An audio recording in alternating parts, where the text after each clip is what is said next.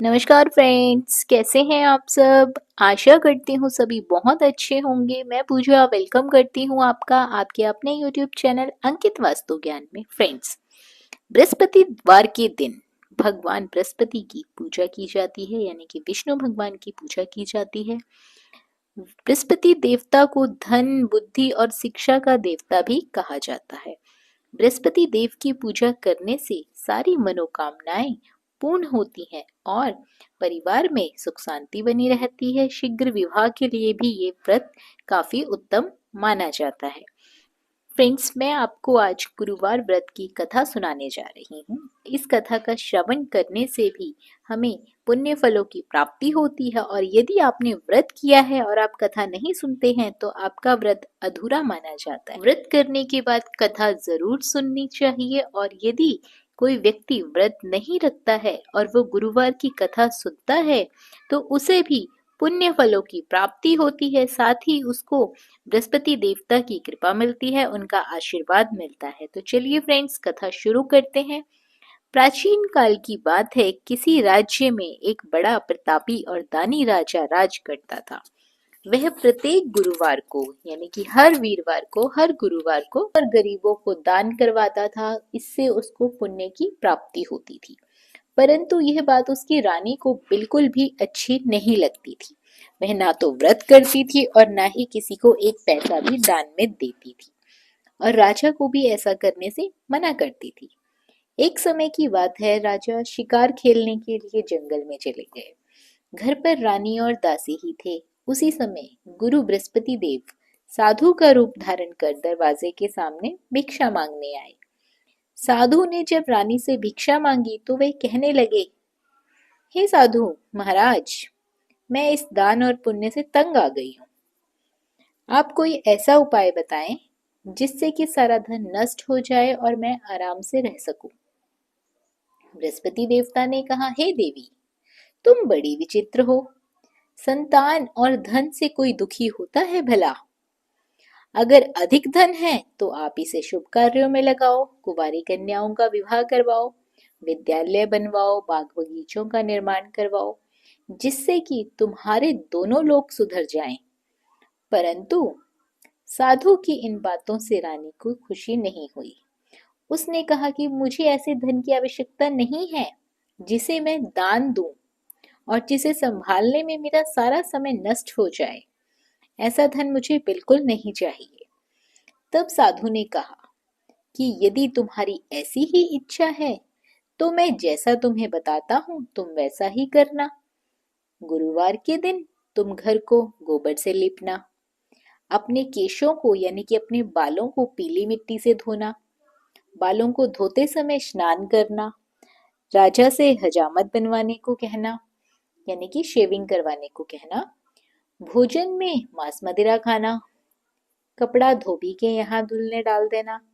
इस प्रकार 7 बृहस्पतिवार को यदि तुम ऐसा करती हो तो तुम्हारा सारा धन नष्ट हो जाएगा। इतना कहकर साधु रूपी बृहस्पति देव अंतर्ध्यान हो गए। साधु के अनुसार कही बातों को पूरा करते हुए रानी को केवल 3 बृहस्पतिवार ही बीते थे कि उसकी समस्त धन संपत्ति नष्ट हो गई। भोजन के लिए राजा का परिवार तरसने लगा। तब एक दिन राजा ने रानी से बोला कि हे रानी, तुम यहीं रहो, मैं दूसरे देश को जाता हूँ, क्योंकि यहाँ पर मुझे सभी लोग जानते हैं, इसलिए मैं कोई छोटा मोटा कार्य यहाँ पर नहीं कर सकता हूँ। ऐसा कहकर राजा परदेश चला गया। वहां वह जंगल से लकड़ियां काट कर लाता और शहर में बेचता। इस तरह से वो अपना जीवन व्यतीत करने लगा। इधर राजा के परदेश जाते ही रानी और दासी दुखी रहने लगे। एक बार जब रानी और दासी को 7 दिन तक भोजन के बिना रहना पड़ा तो रानी ने अपनी दासी से कहा, हे दासी, पास के ही नगर में मेरी बहन रहती है, वो बहुत धनवान है। तू उसके पास जा और वहां से कुछ लेकर आ, ताकि थोड़े दिनों तक हमारा गुजर बसर हो जाए। दासी रानी की बहन के पास चली जाती है। उस दिन गुरुवार था और रानी की बहन उस समय बृहस्पतिवार व्रत की कथा सुन रही थी। दासी ने कहा, हे रानी, मैं रानी की बहन हूँ। आपकी रानी ने मुझे संदेश लेकर भेजा है। लेकिन रानी की बड़ी बहन ने कोई उत्तर नहीं दिया। जब दासी को रानी की बहन ने कोई उत्तर नहीं दिया तो वह बड़ी दुखी हुई और उसे गुस्सा भी आया। दासी ने वापस आकर रानी को सारी बात बता दी। सुनकर रानी ने अपने भाग्य को बहुत कोसा। उधर रानी की बहन ने सोचा कि मेरी बहन की दासी आई थी, परंतु मैं उससे कुछ बोली नहीं तो इससे वह भी बहुत दुखी हो गई। कथा सुनकर और पूजन को समापन करके वह अपनी बहन के घर चली गई और कहने लगी, हे बहन, मैं बृहस्पतिवार का व्रत कर रही थी। तुम्हारी दासी मेरे घर आई थी, परंतु जब तक कथा होती है तब तक न तो बीच में उठते हैं ना ही बोलते हैं, इसलिए मैं बोली नहीं। कहो दासी, क्यों गई थी? रानी बोली, बहन, तुमसे क्या छिपाऊं, हमारे घर में खाने तक को अनाज नहीं था। ऐसा कहते कहते रानी की आंखें भर गई। उसने दासी समेत पिछले 7 दिनों से भूखे रहने तक की बात बताई। रानी की बहन बोली, देखो बहन, भगवान बृहस्पति देव सबकी मनोकामना पूर्ण करते हैं। शायद तुम्हारे घर में अनाज रखा हो, देखो तो सही। पहले तो रानी को बिल्कुल विश्वास नहीं हुआ, पर बहन के बार बार कहने पर उसने अपनी दासी को अंदर भेजा तो वहां सचमुच का अनाज से भरा हुआ एक घड़ा मिला। यह देखकर दासी बहुत हैरान हो गई और दासी रानी से कहने लगी, हे रानी, जब हमको भोजन नहीं मिलता तो हम व्रत ही तो करते हैं, इसीलिए क्यों ना इनसे व्रत और कथा की विधि पूछ ली जाए ताकि हम भी व्रत कर सकें। तब रानी ने अपनी बहन से बृहस्पतिवार व्रत के बारे में पूछा। उसकी बहन ने बताया, बृहस्पतिवार के व्रत में चने की दाल और मुनक्का से विष्णु भगवान का केले की जड़ में पूजन करना चाहिए तथा दीपक जलाना चाहिए। व्रत कथा सुननी चाहिए और पीला भोजन ग्रहण करना चाहिए। इससे बृहस्पति देव बहुत प्रसन्न होते हैं। व्रत और पूजन विधि बताकर रानी की बहन अपने घर को लौट गई। 7 दिन के बाद जब गुरुवार आया तो रानी और दासी ने व्रत रखा। घुड़साल में जाकर चना और गुड़ लेकर आई। फिर उससे केले की जड़ तथा विष्णु भगवान का पूजन किया। अब पीला भोजन कहाँ से आए? इस बात को लेकर दोनों बहुत दुखी थे, क्योंकि उन्होंने तो व्रत कर रखा था। इसीलिए बृहस्पति देव उनसे प्रसन्न थे, इसलिए वे एक साधारण व्यक्ति का रूप धारण करके 2 थालियों में सुंदर पीला भोजन दासी को दे गए। भोजन पाकर दासी बहुत प्रसन्न हुई और फिर रानी के साथ मिलकर भोजन ग्रहण करने लगी। उसके बाद वे सभी गुरुवार को व्रत और पूजन करने लगे। बृहस्पति भगवान की कृपा उनके ऊपर बरसने लगी और उनके घर में धन और संपत्ति आती गई। परंतु रानी फिर से पहले की तरह आलस करने लगी। तब दासी बोली, देखो रानी, तुमने पहले भी इसी प्रकार का आलस किया था। तुम्हारे धन रखने में तुम्हें कष्ट होता था, इस कारण सभी धन नष्ट हो गया था। अब जब भगवान बृहस्पति की कृपा से धन मिल रहा है तो फिर तुम इतना आलस क्यों कर रही हो? रानी को समझाते हुए दासी ने कहा कि बड़ी मुसीबतों के बाद हमने यह धन पाया है, इसीलिए हम इसे दान पुण्य में लगाएंगे, भूखे मनुष्य को भोजन कराएंगे और धन को शुभ कार्यों में खर्च करेंगे, जिससे तुम्हारे कुल का यश बढ़ेगा, तुम्हें स्वर्ग की प्राप्ति होगी और पितृ भी प्रसन्न होंगे। दासी की बात मानकर रानी अब धन को शुभ कार्यों में खर्च करने लगी।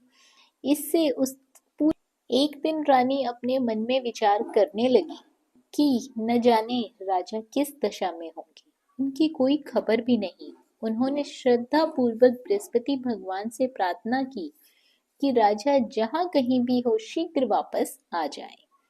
उसी रात्रि बृहस्पति देव ने राजा को स्वप्न में दर्शन दिए और कहा, हे राजा, उठ, तेरी रानी तुझको याद करती है, अपने देश को लौट जा।